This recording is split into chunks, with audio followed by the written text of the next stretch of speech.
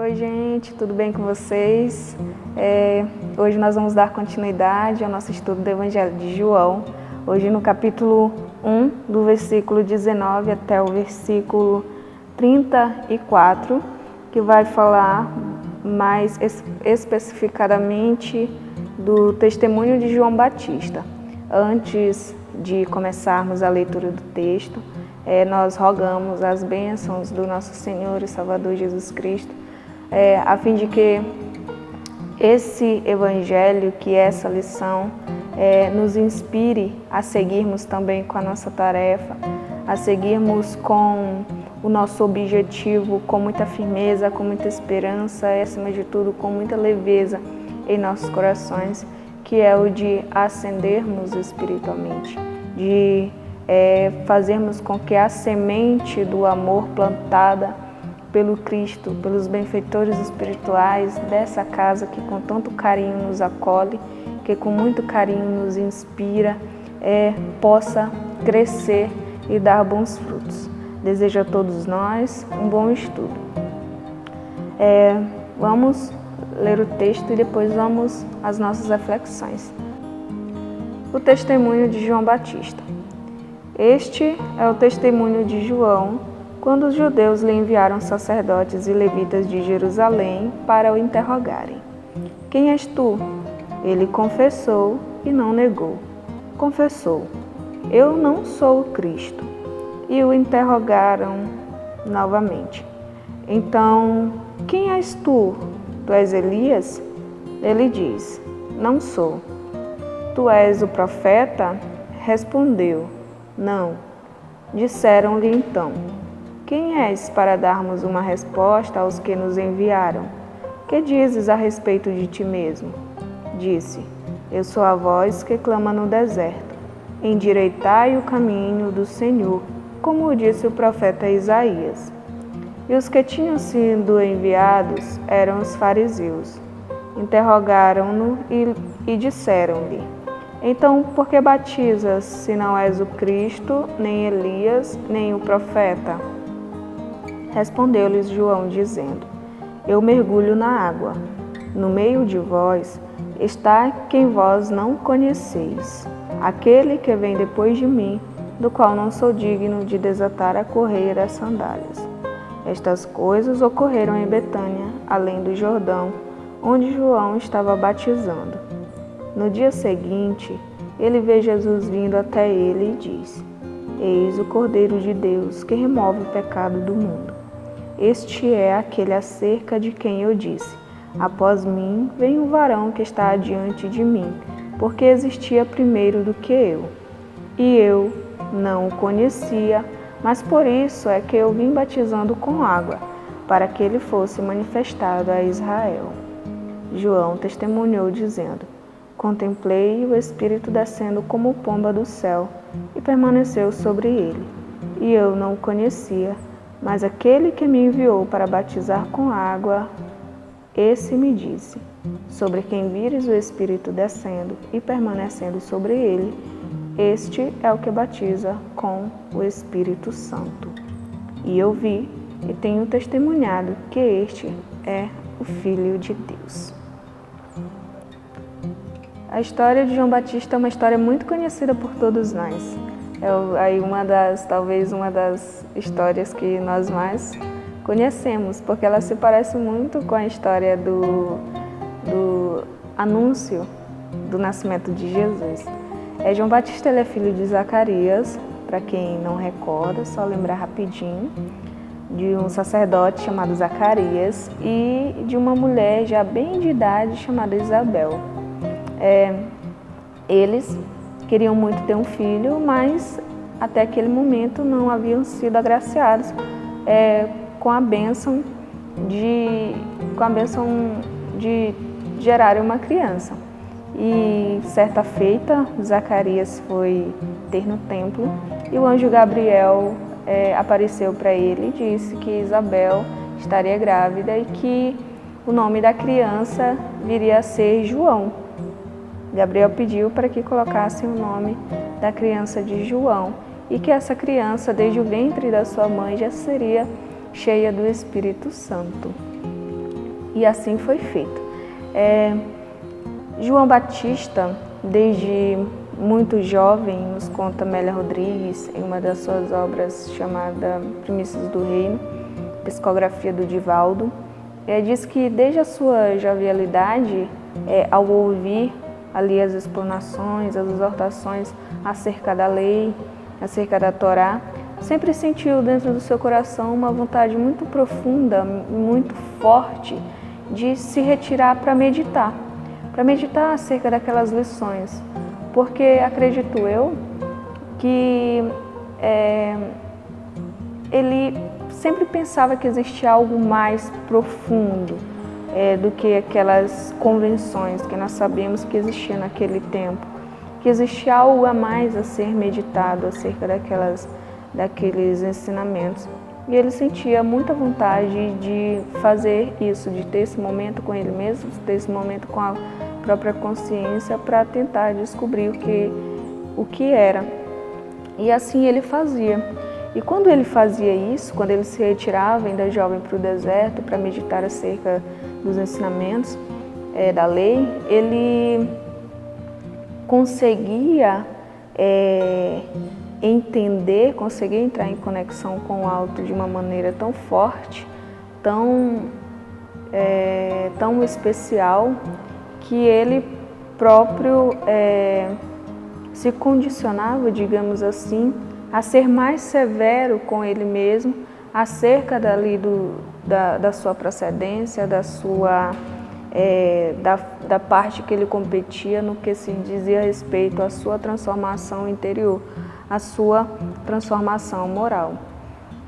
Aqueles tempos a gente já podia observar que a sociedade ela já estava meio, digamos assim, com os costumes um pouco deturpados acerca das leis divinas que até aquele momento eles conheciam, que eles talvez ali por influência da influência de Roma, eles haviam já adquirido costumes ou teria ali misturado aos costumes tradicionais deles, alguns costumes romanos. E certo que talvez por vaidade, alguma coisa, eles não praticavam a lei como deveria ser praticada. E João Batista, os exegetas, eles são muito unânimes em dizer que a característica dele, a principal característica dele, era o de, por exemplo, ser muito severo ou austero com ele mesmo, a respeito do seguimento destas leis. Ele acho que, no meu entender, ele era como Saulo, talvez. Ele se colocava para seguir aqueles ensinamentos e seguia com risca. E também fazia isso, exigia isso das pessoas. E talvez seja até por isso, por esse condicionamento, esse temperamento, essa responsabilidade para conseguir os ensinamentos de Deus, talvez ele tivesse sido escolhido por Jesus, pelo governador espiritual do orbe, para anunciar a chegada dele aqui na Terra. Por quê? O que João Batista fez? Ele anunciou a chegada de Jesus, a chegada do Messias. Só que o povo judeu, eles tinham uma ideia um pouco equivocada a respeito do que o Messias viria fazer aqui na Terra. E Jesus, ele tinha uma proposta um pouco diferente da que eles pensavam que o Messias teria. Quando a gente traz essa passagem para o nosso cotidiano, para o nosso dia a dia, no nosso entender, João Batista ele veio preparar os corações que estavam acostumados, estavam ali estagnados, estacionados, servindo a um Deus apenas com a parte exterior, e ele vinha convocá-los para que eles se transformassem internamente, para que eles conseguissem perceber ou reconhecer o Messias. Então, como que ele fazia isso? Ele diz assim, endireitai os caminhos, como quem quer dizer, presta atenção no que vocês estão fazendo, tenta fazer com seriedade, tenta fazer com retidão, porque caminho, a gente tem essa ideia, ou essa coisa de que é uma linha reta, né? Um caminho. Endireitai os caminhos, vá pelo caminho reto, procura fazer com certeza, procura fazer com seriedade aquilo que a lei propõe, e transformar os seus sentimentos, ajustar os sentimentos, ajustar o pensamento equivocado que eles já tinham na época, para que eles pudessem reconhecer o Cristo. E algumas centenas de anos depois, a gente já consegue perceber a coerência da fala de João, porque a gente consegue entender que, de fato, se a gente quiser ou se a gente pretende reconhecer em Jesus, enxergar em Jesus essa figura salvadora, libertadora de nós mesmos, da nossa consciência, de nossos sentimentos mais infelizes, nós temos que mudar o nosso comportamento. Nós temos que nos desfazer de alguns vícios ou de todos os vícios que nós carregamos em nosso ser. Não tem jeito, nós temos que fazer isso. E Jesus, e acho engraçado também porque esse negócio do testemunho, naquele tempo era uma coisa muito séria, era alguém, palavra de um homem, que a figura masculina naquele tempo tinha um peso muito forte, todos nós sabemos, e quando essa figura dizia que estava dando testemunho, porque aquilo de fato houvera acontecido e que de fato ele havia visto, vocês conseguem entender? Jesus Cristo é o governador espiritual do homem. Jesus Cristo é o Salvador que todos nós sempre ansiamos. É aquele que vai nos ensinar o caminho do amor. É aquele que veio para nos ensinar o caminho do bem, o caminho da empatia, o caminho da fraternidade. E os Espíritos estão a todo instante. Todas as lições, todos os textos, tudo grita em nossos corações para que nós endireitemos os nossos caminhos. Se nós quisermos reconhecer Jesus, se nós desejamos de fato ascendermos espiritualmente, nós temos que mudar o nosso comportamento, nós temos que mudar ou desfazer algumas ideias equivocadas que nós carregamos ao longo dos séculos. Tudo na vida nos leva a uma empatia, a uma lei de amor, na qual nós somos atraídos invariavelmente.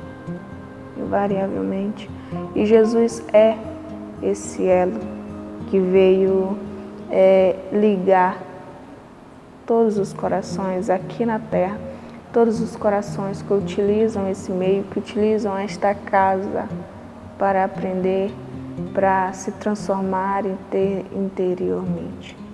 O caminho Jesus nos deu há mais de 2000 anos.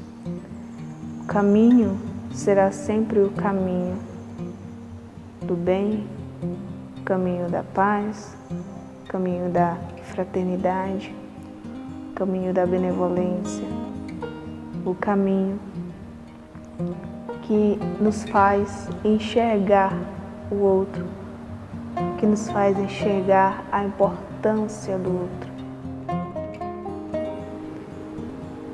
Pedimos ao Senhor Jesus que Ele nos abençoe nessa jornada.